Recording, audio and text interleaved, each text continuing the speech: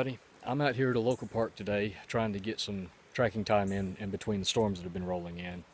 But I wanted to take a moment just to cover some extremely basic information regarding tracking. Hopefully there'll be more in the series on this later in the future, but right now it's just want to cover some basic things. First off, there's some three tools that I think come in handy whenever you're tracking or learning to track, regardless of whether it's people or animals. The first is a tracking stick. Now this is nothing more than just a walking stick,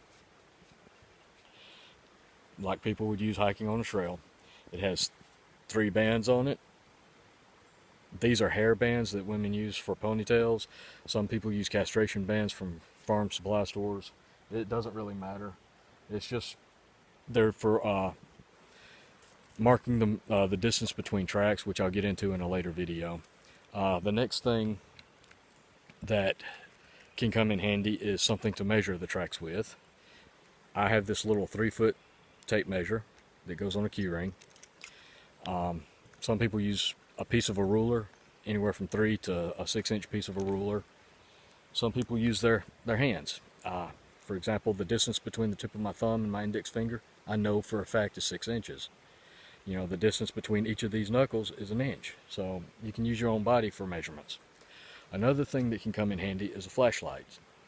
Nothing fancy, just a little flashlight that to help cast shadows on tracks that are more difficult to see.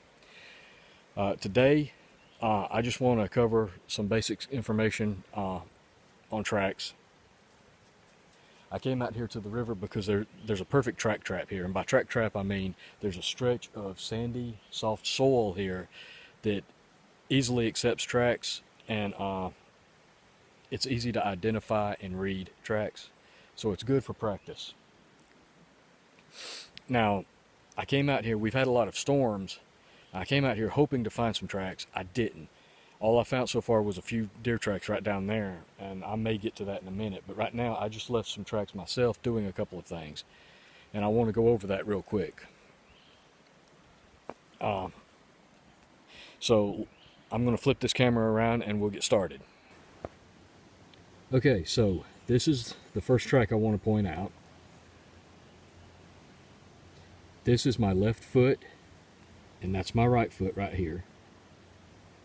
What I want to point out is that when I stepped into this soft soil, it's damp. You can see how this is my heel here. This mud stuck into the tread of my boot, and it pulled away a big chunk of mud out of the ground. That is key here in just a second. You see here the front part of my boot.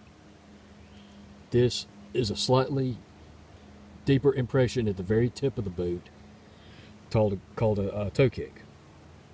Over here I have the same thing. Mud pulled away from my track. You got the upper part of the track here. Here, if you can see it,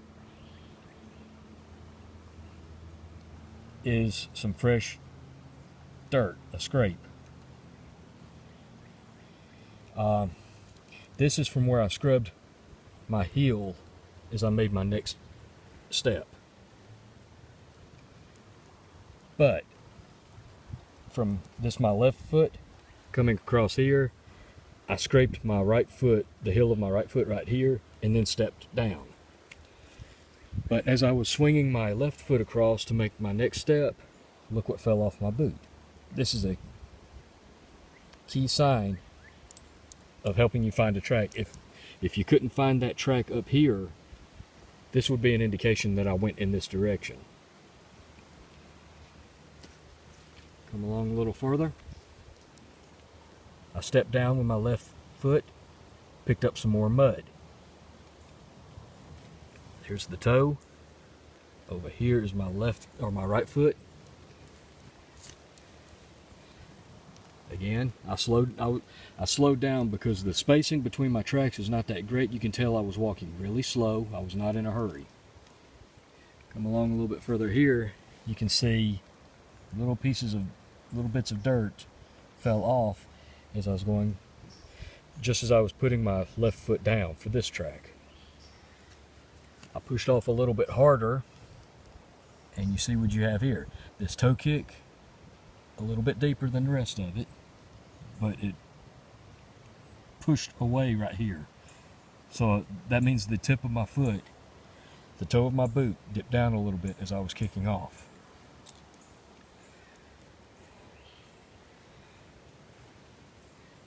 And on it goes. You see footprint here. And I start moving this way. So I've got my right foot here, left foot, right foot, a heel scrape, and then my left foot. A good clear right foot impression.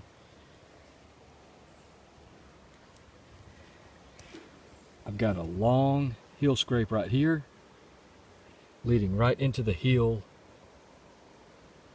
of my left foot. Over here, I stepped on a stick. And you can see, because the stick rocks, it broke the soil apart. See the cracks all around it.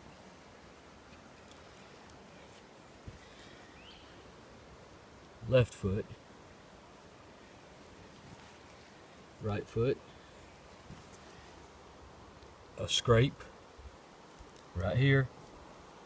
All that lightly colored soil against the darker soil background, leading to the left foot.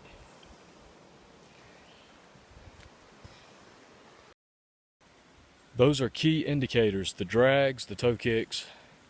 Those are key indicators of the direction your quarry is traveling, so that if you don't see a defined print, you can look for little disturbances like the scrapes, the soil dropping off the boot, soil being kicked out of the toe kick, little cracks in the soil where somebody stepped on a stick or a rock and displaced it. You can see the outline. It shows up clear if you know what you're looking for.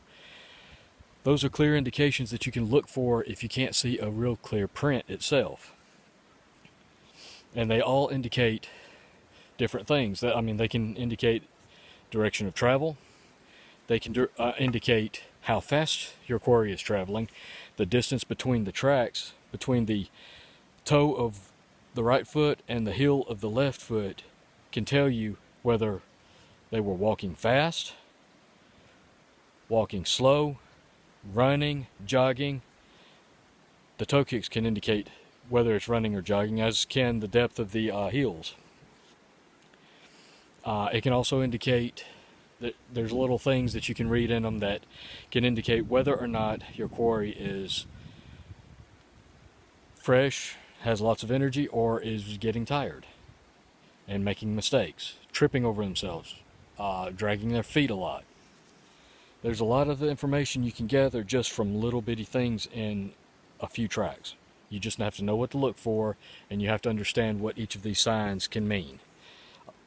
It's not a science, I would say. It's more of an art where you have to learn to interpret all of these little things, because each of these things can mean a couple of different items, but taken together, they can indicate the general condition, mood, and direction of your quarry. I think that's all I'm going to cover for right now on this. Next time I'm going to come out here, I'm going to show you exactly how to use this stick to identify where the next track would fall. So if you're in, say, more difficult terrain like gravel or grass or leaves, you can use a tracking stick and bands like these to help you locate and determine where the next track should fall. And it can give you a pattern of radius or radius of where to look for that track, so that you don't waste a lot of time looking in the wrong places. And it's just a real helpful tool. But for now, I think that's all I'm going to cover. It's just really basic. It's not meant to be real in-depth in these videos right off the bat. There's a lot of information to cover. So I'll try to get back out here as soon as I can and upload another, but for now, I'm going to do some more tracking, see if I can follow some of these deer tracks I found back here, and just enjoy the river while I can between these storms. So I'll catch you guys later. Thanks for watching.